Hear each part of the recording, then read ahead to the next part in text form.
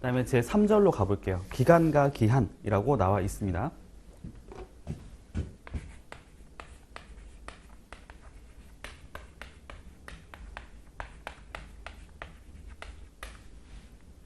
여기 안에 보면 이제 8조에서 10조까지로 구성이 되어 있거든요. 일단 개념부터 한번 정리하고 가도록 할게요.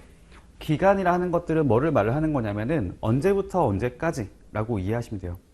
저희가 방학 이랬을 때 방학 기간 이렇게 얘기할 거 아니에요? 언제부터 언제까지라고 이해하면 될 것 같고, 기한이라는 것은 그 중에서의 마지막 날짜라고 이해하시면 돼요. 마지막 날. 한번 생각해 볼까요? 예를 들면 1월 1일부터 1월 31일까지 라고 했을 때 요거는 기간이 되는 거죠. 근데 그 중에서 기한이라 그러면은 마지막 날짜인 1월 31일이 바로 기한이 된다고 이해하시면 돼요. 그렇게 정리할 수가 있겠고, 그리고 기한이라는 것들은 그냥 간단히 생각해 보면 마지막 날이 맞긴 한데요. 이 마지막 날짜에 맞춰 가지고 저희가 이제 행정 업무 할 때 어떤 효력이라고 하는 것들, 효력이라는 것들을 이제 그 기한이 경과되면 발생이 되거나 아니면 효력을 소멸하는 것으로도 생각해 볼 수가 있습니다. 그쵸? 아까 얘기했던 것처럼 저희가 방학이라고 하는 게 있다고 했을 때, 여기 방학 기간이 생각해 보시면은 1월 30일이 경과되고 나서부터는 방학이 끝나는 거죠. 없어지는 거가 되는 거고, 그 반대로 말을 하면 언제부터 언제까지라고 했을 때, 그러니까 기한이 경과됐을 때 효력이 또 발생하는 형태로 갈 수도 있어요. 어쨌든 이런 법률적인 효력이 발생하거나 소멸하는 것들을 제가 기한이라고 하는 거하고 같이 묶어서 생각해 볼 수가 있겠습니다. 기한이 경과되면 효력이 이제 없어진다. 저희가 관세 행정 업무는 그런 게 있을 거란 말이에요. 언제까지 신청할 수 있다, 납부할 수 있다, 뭐 이런 게 쭉 나올 거 아니에요. 이런 것을 할 때 이 기한까지는 할 수 있지만 기한이 경과되고 나서부터는 그 권리를 이제 더 이상 행사하지 못한다라고 이해할 수도 있는 거겠죠. 이렇게 간단하게 정리를 해보도록 하고요. 그 다음에 8조에 나오는 게 뭐냐면은 크게 두 가지를 얘기하고 있어요. 그러니까 기본적인 어떤 기간과 기한 내에서의 총칙이라고 생각해 볼 수 있을 것 같은데, 8조에서는 일단 기간의 계산 그리고 기한의 계산이라고 나오는 것들이 있습니다.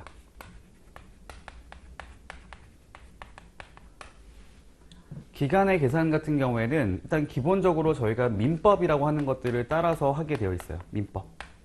민법에 가서 보면 기간의 기산일, 뭐 기간의 만료일 이렇게 나오는 게 있거든요. 기산점, 만료점. 아무튼 민법에서 나와 있는 것들이 있는데 이게 기본적으로 적용되는 거라고 이해하시면 되고요. 다만 관세법에 나와 있는 내용 중에 이거와 다른 것이 있다고 했을 경우에는 관세법의 규정을 우선해서 적용할 수 있도록 하고 있습니다. 일단 그렇게 먼저 말씀드려 보고요. 기간의 계산에서 나오는 거가 하나가 있는데 어떤 게 나오냐면 이거거든요. 수입신고 수리 전에 반출 승인을 받은 물품에 대해서 얘기를 하는 것이 있습니다. 저희 한 번 더 정리해 보도록 할게요. 일반적인 수입 통관 절차를 생각했을 때 가장 먼저 하는 거는 물건이 들어오는 걸 거예요. 입항을 하는 것이 있을 거고, 입항했던 물건을 내리는 작업을 하게 될 것이고, 그거를 보세구역에 갖다 놓는 거죠. 보세구역에 반입하는 단계를 거칠 것이고, 그 다음에 거기서 수입신고를 했다라고 가정해 보게 되면 수입신고한 거에 대해서 세관에서 심사를 하게 될 것이고요. 심사 결과 이상이 없으면은 수입신고 수리라는 절차를 이행해 줄 겁니다. 수리가 되고 나서는 그때 물품의 성격이 달라지는 거잖아요. 원래 처음에 들어왔을 때는 외국 물품 상태였는데 요게 수리가 된 순간부터 내국 물품이 되는 거기 때문에 내국 물품은 기본적으로 세관에서 통제를 안 하거든요. 이런 것들은 세관에서 통제할 일이 없는 거죠. 그래서 그때부터는 이 물건에 대해서는 마음대로 어떤 그러니까 반입을 하거나, 그러니까 보세구역이 아닌 다른 장소로 반입을 하거나 소비하거나 사용하는 것들에 제한이 없다고 이해하시면 돼요. 그때부터 할 수 있다고 이해하시면 되는 거고, 그래서 이 물건을 다른 장소로 옮길 겁니다. 반출을 하게 된다고 보시면 되겠어요. 이렇게 흘러가게 되는데, 이거에 대한 특례라고 나온 게 몇 가지가 있었잖아요. 첫 번째로는 입항하기 전에 수입신고를 먼저 하는 제도가 있다 라고 얘기했던 게 있던 거고, 그거 저희가 입항하기 전에 수입신고를 한다고 해가지고 입항 전 수입신고 제도라고 얘기하고 있고요.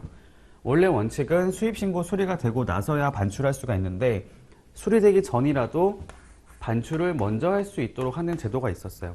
요거를 수입신고 수리 전에 반출한다고 해가지고요. 수입신고 수리 전 반출 제도라고 부르는데, 근데 이거 같은 경우는 세관청의 승인을 받도록 하는 것이 있어가지고 수입신고 수리 전 반출 승인을 받아야지만 물건을 반출할 수 있습니다. 그리고 수입 신고도 안 한 물건이긴 하지만 반출할 수 있는 제도가 하나가 있거든요. 이것도 수입 신고 전에 반출한다고 해가지고 수입 신고 전 반출 제도라 부르는데, 여기는 이제 보다 빠르게 반출하는 거잖아요. 그래서 이거는 즉시 반출이라고 표현을 하고 있습니다. 요거는 세관장에게 신고를 하면 되는 거라서 수입 신고 전 즉시 반출 신고를 하면 돼요. 근데 지금 말하는 게 뭐냐면 이거거든요. 이거 수입 신고 수리 전 반출 승인에 관련해서 얘기하는 것이 있습니다. 이게 왜 나와 있는 거냐면은 심사를 하는 과정이 좀 오래 걸리기 때문에, 장기간이 소요되기 때문에 원래대로 한다면 수입 신고 수리되고 나서 물건 빼면 되는 거죠. 근데 이게 꽤 오래 걸리고 있기 때문에 일단 물건 먼저 빼고 싶은 거예요. 보통에 저희가 무역을 하잖아요. 무역을 하면 그 물건을 수입하는 수입자는 내가 그 물건을 쓰려고 물건을 가져오는 것이 아니라 이거를 다른 제3자한테 판매를 하기 위해서 가져온다고 이해하시면 되거든요. 그러니까 상업적인 목적을 가지는 업체들 같은 경우, 그 법인 같은 경우에는 내가 물건을 사와서 수입하게 돼서 그걸 가지고 내가 쓰는 것이 아니라 이거를 국내에 있는 다른 제3의 업체한테 판매를 한다고 보시면 돼요. 그러니까 빨리 물건을 반출해야지만 판매가 줄 수가 있는 거잖아요. 그래서 이게 너무 오래 걸리면 안 되기 때문에 수입신고 수리 전이라도 반출 승인을 받아서 물건을 빨리 반출하고 싶은 마음이 있다고 이해하시면 돼요.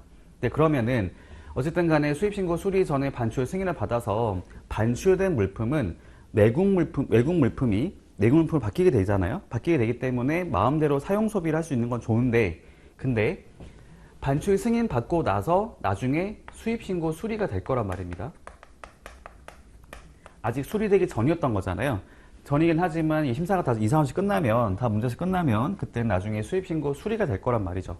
근데 저희 관세법상 보시면은 어떤 행정 절차를 규정함에 있어가지고 언제부터 효력이 발생한다라고 하는 그런 기산일자가 나오는 것이 있는데, 예를 들면 수입신고 수리일부터 뭐 1년까지 뭐뭐 할 수 있다, 이런 게 있다고 가정해 봤을 때 수입신고 수리 전 반출 승인을 받은 물품에 대해서도 그냥 똑같이 수입신고 수리된 날짜부터 기산해서 할 것인지 아니면 반출 승인 받은 날짜로 할 것인지가 이제 고민되는 거예요.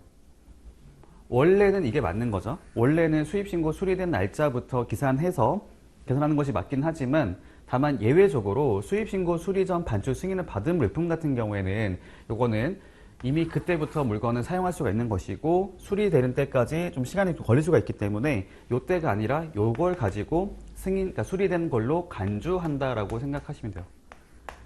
그러니까 실제 수입신고 수리일자 따로 있는 거긴 하지만 요게 시간이 꽤 오래 걸릴 수가 있기도 하고 해가지고 이 날짜가 아니라 반출 승인 받은 물품 같은 경우는 그 승인 받은 날짜를 수입신고 수리일자로 간주해서 이 내용들을 적용한다라고 이해하시면 되겠습니다. 그게 요거였어요. 기간의 계산, 수입신고 수리 전 반출 승인을 받은 물품의 경우에는 그 승인일자를 수입신고 수리일로 본다라고 하는 게 있습니다.